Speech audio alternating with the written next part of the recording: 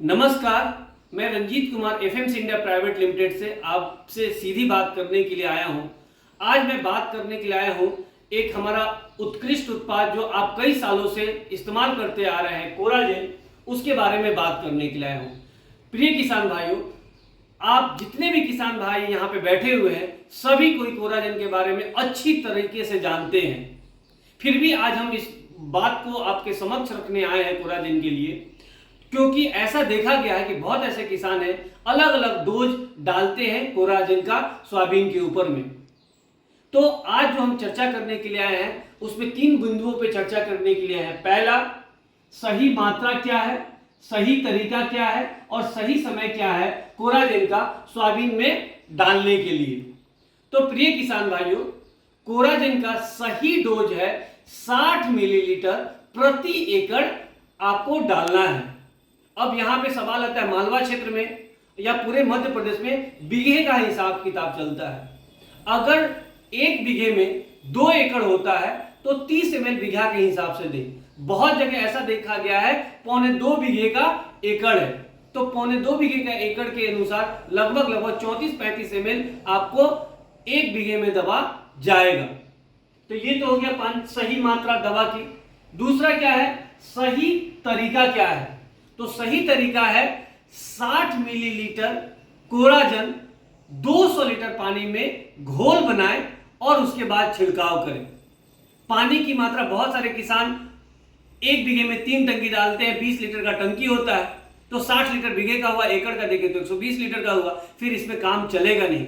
वैज्ञानिकों के अनुसार 1 एकड़ में आपको 200 लीटर पानी चाहिए और बीघे का हिसाब किताब करें तो कम से कम आपको वहां पे 100 लीटर पानी होना ही चाहिए, तो आपको अच्छे परिणाम मिलेंगे इल्लियों के ऊपर। अब सही समय क्या है, तो सही समय है 2 बार स्प्रे करने का कंपनी सलाह देता है। पहला है कि फूल जब आता है, 95-60 वैरायटी है आपका, 95-60 वैरायटी में आपका फूल 30 से 35 दिन के बीच में आ जाता है, तो पहला जो स्प्रे करना है फूल की अवस्था में करना है। दूसरा जो स्प्रे करना है उसके 15 दिन के बाद जब कर्रे बनने लगते हैं, फलियां बनने लगती हैं, तो दूसरा स्प्रे फलियों की अवस्था में करना है। इससे ये जो 30-35 दिन से लेके जो 55-60 दिन का समय होता है, ये प्रजनन की अवस्था होती है सोयाबीन में, जिसमें फूल और फलियां बनती हैं। इस अवस्था में अगर इल्ली अच्छे से कंट्रोल रहती है तो आपका उत्पादन कम नहीं होता है, जिससे कारण आपका सोयाबीन का उपज सुरक्षित रहता है। तो ये 3 चीजें हैं, सही मात्रा, सही तरीका और सही समय, आपको ध्यान देना है। एक और बात, जो कोराजेन के काम करने का तरीका क्या है।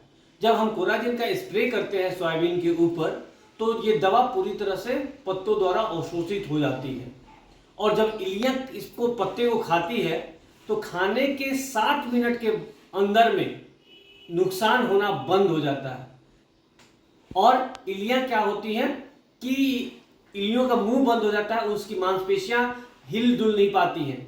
तो आप देखेंगे, भले आपको 24 घंटे के बाद इल्लियां आपको खेत में दिखाई दे, लेकिन नुकसान नहीं करेंगी। तो इससे आप घबराइएगा नहीं। इल्लियों के मरने में हो सकता है कि 24 घंटा लग जाए, 48 घंटा लग जाए और कभी कभी हो सकता है 72 घंटे तक भी लग जाए, बट आपका नुकसान स्प्रे के 7 मिनट के बाद भी बंद हो जाएगा। 7 मिनट में इल्लियां खाना बंद कर देती है, जिससे आपका नुकसान उसी समय बंद हो जाता है। एक और उत्पाद की हम चर्चा यहाँ पे करेंगे जिसका नाम है लेजेंड। लेजेंड जो एक दवा है, वो फूल, फल या फिर आपका डायरेक्टली बोले तो उत्पादन बढ़ाने वाली एक दवा है। ये जो दवा होता है सर्ज टेक्नोलॉजी पे काम करता है। SURGE, selective up regulation of gene expression. बहुत भारी भरकम शब्द हो गया, इतना आपको जाना नहीं है।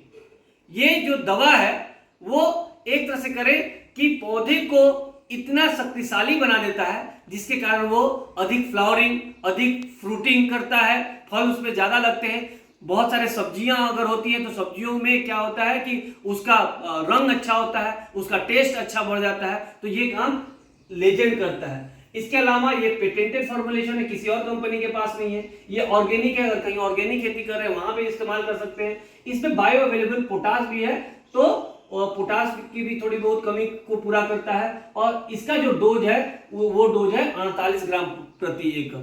तो 1 एकड़ में 48 ग्राम है। इसका आप इस्तेमाल करेंगे तो एक उत्पादन भी बढ़ेगा और इसके साथ साथ इसका एक और काम है किसान भाइयों, इसका काम है कि मौसम से होने वाले तनाव, जैसे बहुत बारिश हो गई, बहुत गर्मी पड़ गई, बहुत ठंडी हो गई, उसके कारण इन सब प्राकृतिक तनाव के कारण पौधे पे विपरीत प्रभाव पड़ता है, जिस कारण उपज इसका काफी प्रभावित हो सकता है। लेकिन जिस खेत में लेजेंड डला रहेगा वहां पे उपज कम प्रभावित होगा और उपज का आपका नुकसान नहीं होगा। तो दो तरह से काम किया, उपज भी बढ़ाया और उपज का नुकसान भी नहीं होने दिया।